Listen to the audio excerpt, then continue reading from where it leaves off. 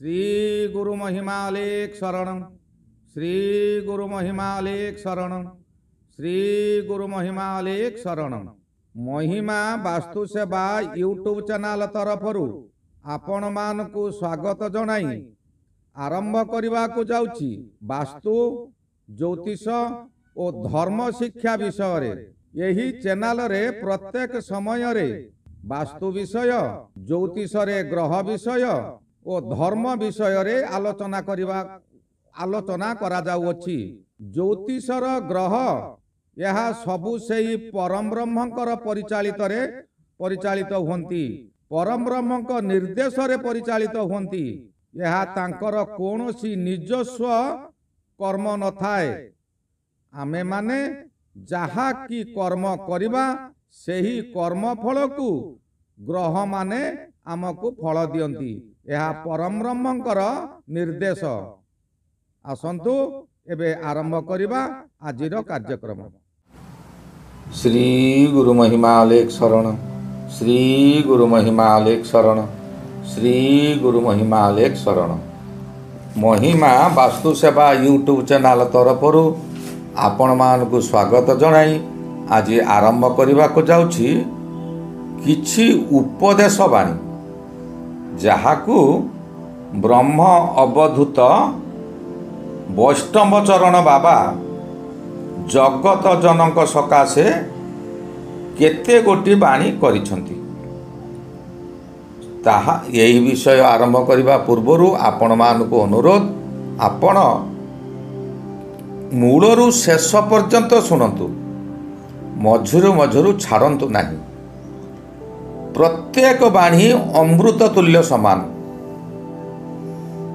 यही नियम गुड़िक पालन कले मनुष्य तार श्रेष्ठ जन्मर सार्थक रखिपार। एबे आसंतु आरंभ करिबा।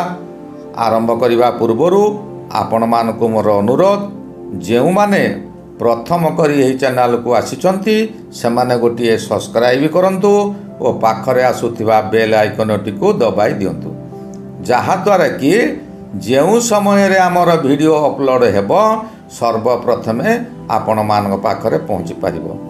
आहुरी मध्य आपण मानक अनुरोध, यही बाणी गुड़िक आपणकर सांग साथी बंधु समस्तंकु शेयर करंतु। ये गुड़िक अमूल्य संपद। यही नियम गुड़िक पालन कले मनुष्य विपदरे पड़िबो नाही कि काहारी को विपदरे पकाइबाकु मध्य देबो नाही। प्रथम रे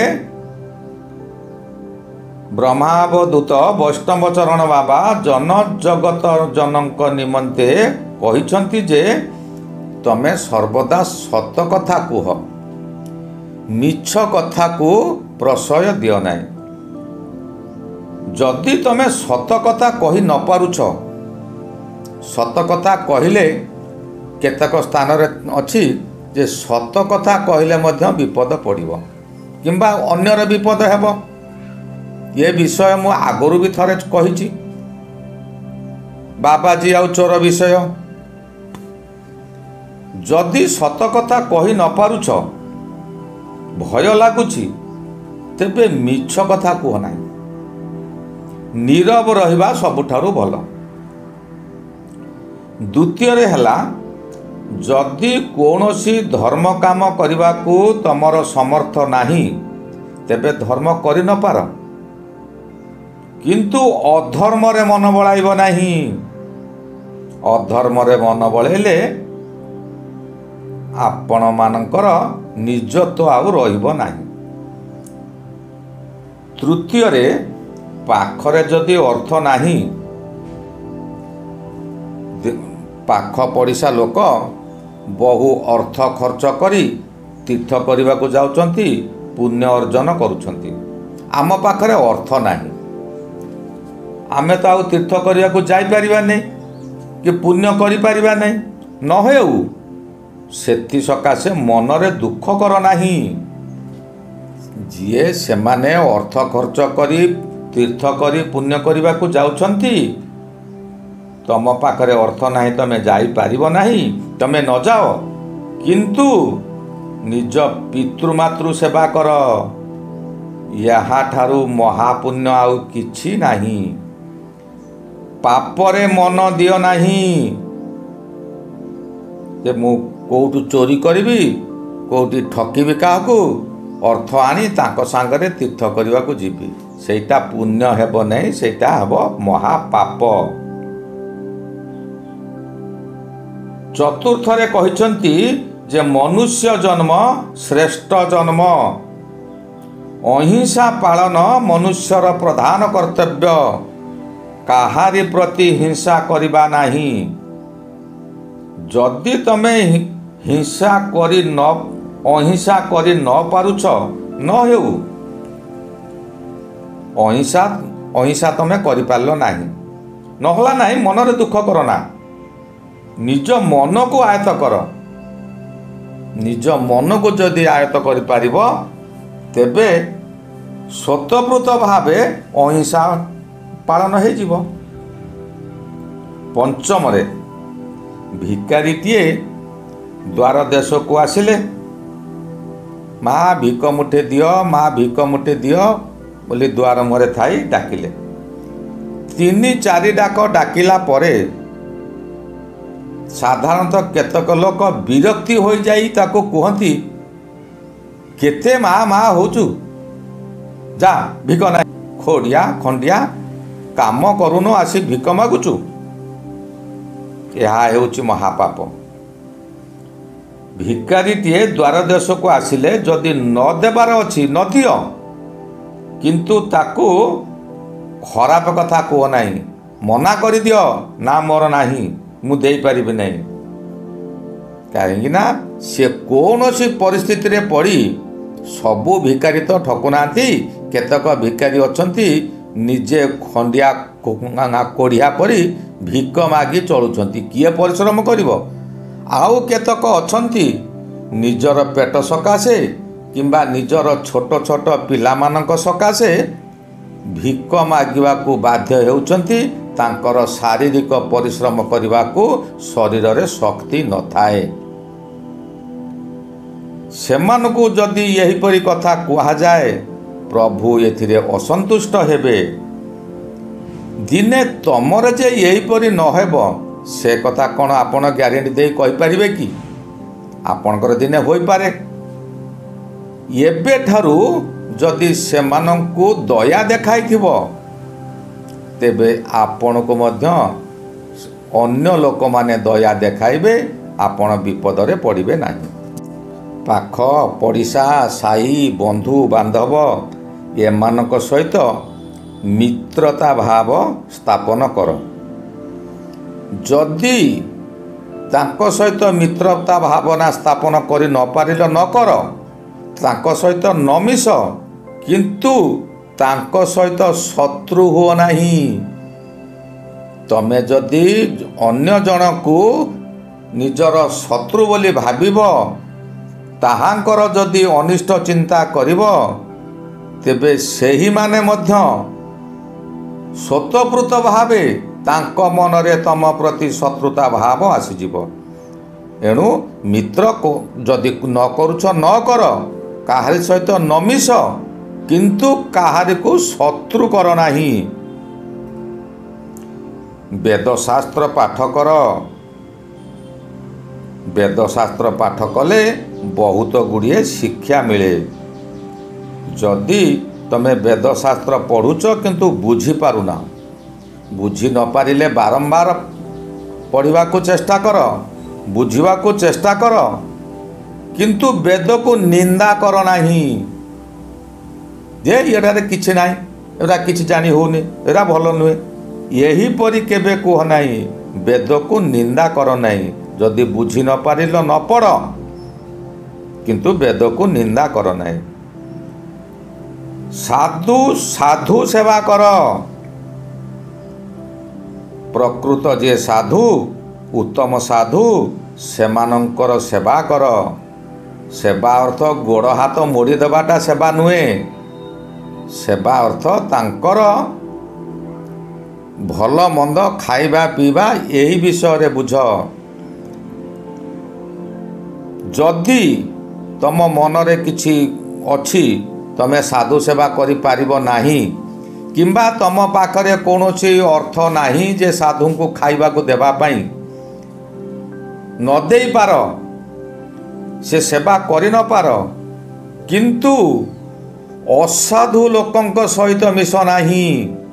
ଯେଉଁମାନେ କଳି କରୁଛନ୍ତି, ପାପ କରୁଛନ୍ତି, ପର ତଣ୍ଟି ଚିପି ନିଜର ଧନ ବୃଦ୍ଧି କରୁଛନ୍ତି, ସେମାନଙ୍କ ସାଙ୍ଗରେ ସାଙ୍ଗ ହୁଅ ନାହିଁ।